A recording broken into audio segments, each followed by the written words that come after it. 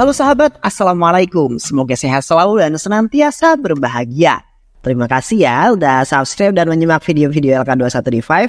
Semoga Tuhan Yang Maha Esa selalu memberikan rezeki yang berkah dan berlimpah ruah tentunya untuk sahabat semua. Nah, sebelum kita lanjut ke alur ceritanya nih, kita sapa-sapa dulu nih ya para penonton setia LK21D5.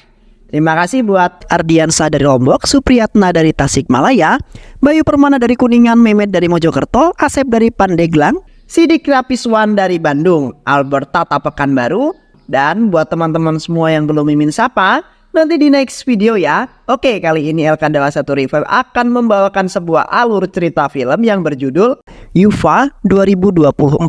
Bagaimana keseruan filmnya? Ya, nggak usah banyak basa-basi lagi, nih dia alur ceritanya.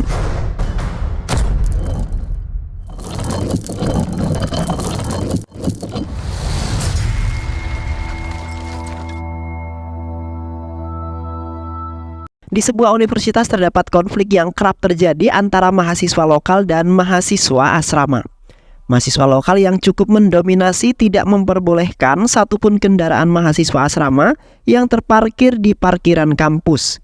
Mereka berbondong-bondong menghancurkan sepeda motor Yufarats, seorang mahasiswa asrama tingkat akhir yang mana adalah seorang gangster kampus yang sangat bengis. Tak terima dengan kejadian itu, Yufarats yang merupakan mantan seorang penggulat profesional dan seorang gangster yang sangat bengis datang seorang diri dan menghancurkan satu persatu sepeda motor yang terparkir di parkiran kampus dengan menggunakan tongkat bisbol. Tak berhenti di situ, Krupal yang marah langsung mengerahkan geng siswa lokal untuk menghajar para siswa asrama. Krupal mencari Yufa yang kebetulan tidak ada di asrama selama tawuran berlangsung. Krupal menghajar satu persatu siswa asrama tanpa ampun, termasuk memukuli Siri, kekasih Yufa, menggunakan telur yang mentah. Sesampainya Yufa di asrama, Siri dan siswa asrama yang sudah babak belur menceritakan kronologinya kepada Yufa. Siri meminta Yufa untuk mensudahinya supaya konflik tidak berlanjut. Namun Yufa yang tersulut dengan emosi bergegas datang ke kampus seorang diri dan mulai menghajar geng Krupal satu persatu hingga mereka babak belur. Tidak ada yang sanggup melawan Yufa meskipun dia sendirian sampai tibalah Yufa berhadapan dengan Krupal. Dengan mudahnya Yufa kemudian berhasil mengalahkan Krupal dan membuatnya lari terbirit-birit dan melaporkan kejadian itu kepada kepala sekolah. Yufa dan Krupal serta beberapa orang yang diduga terlibat dalam konflik itu pun mendapat skorsing dari kepala sekolah sampai waktu yang tidak ditentukan. Karena kejadian itu, hubungan Yufa dan Siri pun mulai merenggang dan penjagaan di kampus juga diperketat 2 kali lipat demi menghindari konflik yang sama terulang kembali yang terjadi di kampus tersebut. Krupal yang masih tidak terima mencari cara membalaskan dendam kepada Yufa dengan meminta pertolongan kepada Narasimha, saudaranya. Mengetahui kemampuan Yufa yang tidak terkalahkan, mereka membentuk rencana dengan menangkap Siri, kekasih Yufa. Dengan demikian, geng siswa lokal dapat dengan mudah mengendalikan Yufa. Operasi pun dimulai. Narasimha dan beberapa anak buahnya secara diam-diam membuntuti Yufa ketika dia hendak menghabisinya. Tiba-tiba, sekelompok polisi datang dan memanggil Narasimha. Narasimha yang terkejut segera memberikan pisaunya kepada anak buahnya. Karena hal itu, Yufa menyadari ada yang aneh dengan pria tersebut, yaitu Narasimha. Yufa yang mendapat panggilan dari temannya bergegas pergi dari tempat tersebut. Mereka segera bergegas lagi untuk mengikuti Yufa. Lalu sampailah mereka di sebuah tempat. Narasimha masuk ke dalam ruangan di mana Yufa sedang memainkan biliar dan bersiap-siap untuk menyerang Yufa. Yufa yang langsung menyadari hal tersebut langsung sigap menghajar Narasimha dan anak buahnya. Perkelahian pun tak terelakkan. Dengan mudahnya Yufa menghabisi Narasimha dan menancapkan sebuah stik biliar tepat di kaki Narasimha. Setelah menghajar dan menumpahkan jus di wajah Narasimha yang terluka, Yufa membawa Narasimha ke rumah sakit lalu meninggalkannya di sana. Lalu datanglah saudara laki-laki Narasimha yang bersama dengan anak buahnya ke rumah sakit di mana Narasimha dirawat. Ia marah dan kesal dengan apa yang diperbuat oleh Yufa kepada Narasimha. Bersama dengan Krupal, mereka kembali beraksi di sebuah acara tunangan pihaan teman Yufa. Dan target mereka sekarang adalah Siri. Yufa dan teman-temannya yang menyadari hal tersebut bersiap-siap di acara tersebut dan benar saja, tak lama setelah Siri keluar dari gedung, beberapa orang termasuk Krupal terlihat secara bersamaan ikut keluar. Untungnya, Yufa yang segera menyadari hal itu ikut bergegas keluar mengikuti mereka. Di tengah perjalanan, Siri dan temannya menyadari bahwa mereka dibuntuti sekelompok orang, yakni geng lokal Krupal. Namun aksi mereka tak berlangsung lama setelah Yufa terlihat beberapa di belakang geng Krupal. Krupal yang ketakutan segera memerintahkan anak buahnya untuk menggagalkan sebuah rencananya. Geng Krupal yang gagal tidak kehabisan cara. Mereka mengadakan pesta yang bertujuan untuk menjebak Yufa. Namun, Narasimha tidak melihat kehadiran Yufa di pesta tersebut dan memerintahkan anak buahnya untuk mencari Yufa di asrama. Namun hal tersebut kemudian tidak membuahkan hasil. Tak lama kemudian Yufa datang ke acara pesta kampus tersebut. Ia sudah tahu bahwa pesta tersebut dipersiapkan untuk dirinya. Pertarungan pun tak terelakkan lagi. Satu persatu geng Krupal mulai dihajar dengan sangat mudah oleh Yufa.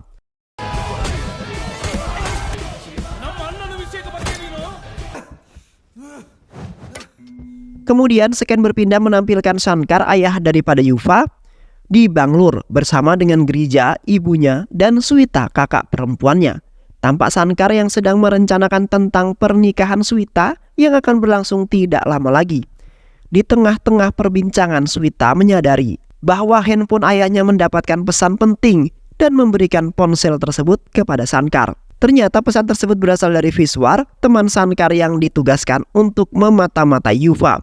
Shankar geram dan kecewa dengan tingkah Yufa yang ugal-ugalan. Kemudian dia berkata bahwa Yufa hanya bisa menambah kesengsaraannya saja dan Yufa seperti mengoleskan garam pada lukanya. Kemudian Shankar datang ke kampus Yufa demi menanggapi panggilan dari kepala sekolah Yufa.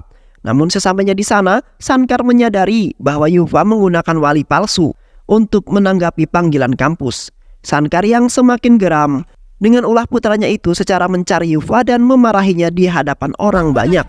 Setelah memarahi Yufa dan terlibat sedikit cekcok, Shankar pergi sambil mengutarakan kata-kata yang menyakiti hati Yufa. Kemudian, scan berpindah menampilkan Virama Dodame, seorang pelatih gulat profesional tingkat nasional yang merupakan mantan pelatih Yufa. Yufa merupakan atlet gulat tingkat nasional yang harus gugur di semifinal pada sebuah kejuaraan nasional 2022. Hal ini disebabkan Yufa dan Virana dijebak oleh lawannya dengan cara menawarkan uang sponsor liga. Tergiur dengan jumlah uangnya, tanpa pikir panjang mereka menerima tawaran tersebut. Ternyata uang itu berasal dari kelompok bandar judi yang bekerja sama dengan lawan Yufa di sebuah kejuaraan nasional.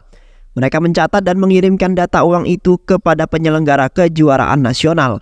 Oleh karena itu, Yufa mendapat didiskualifikasi dan dilarang mengikuti kejuaraan nasional gulat selama 2 tahun karena keterlibatannya dengan bandar judi. Mendengar berita itu, Shankar memarahi dan mengusir Yufa karena dia menganggap Yufa tidak menghargai uang yang dia berikan dan malah mencarinya kepada bandar judi. Virama mencoba menyelesaikan kasus tersebut dan membersihkan nama Yufa dan juga dirinya. Di asrama tampak hubungan Siri dan Yufa yang mulai membaik. Mereka bertemu di pinggir pantai pada malam hari. Yufa memeluk Siri dan di sanalah hubungan mereka kembali seperti sebelumnya. Di lain sisi, kepala sekolah dan pengelola perguruan tinggi sedang berdiskusi mengenai masalah skorsing Krupal. Mereka berasumsi kepala sekolah harus mencabut skorsing Krupal karena orang tua Krupal adalah pemasok dana perguruan tinggi mereka. Setelah pembahasan tersebut, kepala sekolah pergi dan mendapati mobilnya telah dirusak oleh anak buah Krupal. Namun, dia tidak memperdulikan hal itu dan segera bergegas pergi ke asrama Yufa. Dia mencari ruangan Yufa dan berbicara 4 mata dengannya. Dia meminta Yufa untuk menghindari konflik dengan Krupal, apalagi dia mencabut skorsingnya. Keesokan harinya, geng Krupal dan mahasiswa asrama pun kembali menjalani aktivitas di kampus seperti biasanya. Tampak geng Krupal sama seperti sebelumnya. Mereka mengusir mahasiswa asrama dan tidak membiarkan mereka menggunakan lapangan olahraga. Yufa yang tidak menjawab telepon dari mahasiswa asrama yang hampir terlibat konflik pun memaksa mereka untuk mundur dari lapangan olahraga. Yufa benar-benar mematuhi perkataan kepala sekolahnya. Dia menghadiri kelas teknik dan menghindari konflik antara mahasiswa tersebut. Kemudian kepala sekolah memanggilnya ke ruangan dan memberikan apresiasi kepada Yufa, serta sedikit nasihat kepada Yufa. Hari kelulusan pun tiba dan Yufa bergegas menempuh perjalanan pulang ke Bangalore, tempat tinggalnya. Di sisi lain, mengingat pernikahan putrinya yang sudah dekat, Shankar segera mempersiapkan acara pernikahan yang mewah. Walaupun Girija sudah memperingati bahwa saldo di rekening bank tidak dapat mungkin bisa mencangkup semuanya. Namun Shankar bersikap keras dan berkata bahwa pernikahan putrinya haruslah mewah, supaya orang dan keluarga mempelai pria melihat kasih sayang ayah kepada putrinya. Acara pernikahan pun berlangsung dengan mewah. Bahkan Shankar menghadiahkan putrinya itu sebuah mobil yang sangat mewah juga. Acara pernikahan selesai, Shankar tampak gelisah dan mendapat banyak panggilan masuk lewat teleponnya. Lalu dia membawa mobil yang dia hadiahkan untuk putrinya pergi dari Bangalore, meninggalkan istri dan putrinya. Sesampainya Yufa di rumah, ia kemudian mendapati rumahnya yang banyak dikerumuni orang-orang. Ketika dia masuk, ternyata orang-orang tersebut merupakan teman dan rentenir Shankar yang menagih hutang kepada Girija karena Shankar tak kunjung pulang dan tak dapat dihubungi. Melihat ibu dan kakaknya diancam oleh orang asing, kemudian membuat Yufa geram dan mulai menghajar mereka satu persatu. Dengan mudah orang itu Yufa kalahkan. Dan kemudian mereka pergi dari rumah dan tak berani mengancam keluarga mereka lagi. Mereka hanya berdiri di luar pagar setiap hari sampai Shankar pulang. Setelah selesai, Sweta menceritakan semuanya kepada Yufa. Yufa mulai mencari keberadaan Shankar ayahnya.